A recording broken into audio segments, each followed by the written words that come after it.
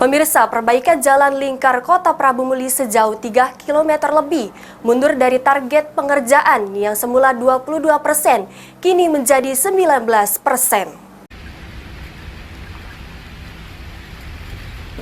Paket konservasi jalan lingkar Kota Prabu Muli terus dikebut. Namun pekerjaan proyek jalan ini sendiri mengalami kemunduran dari target akibat sejumlah kendala.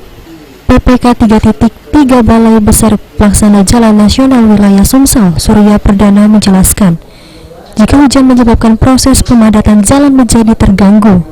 Selain itu juga perubahan jenis aspal yang digunakan dari ACWC konvensional menjadi rubber, menyebabkan kontraktor harus membuat formula baru agar aspal tahan dengan kendaraan berat. Proyek yang menelan anggaran 35 miliar rupiah tersebut direncanakan dilakukan serah terima pada pertengahan November tahun ini. Adapun terjadi minus 3% adalah karena faktor cuaca ya salah satunya.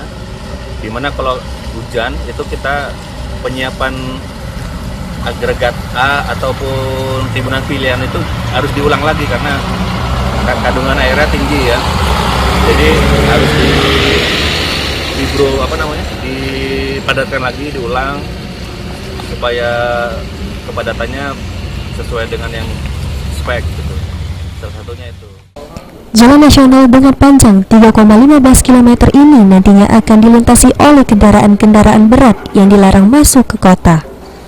Beni Firdaus, PAL TV.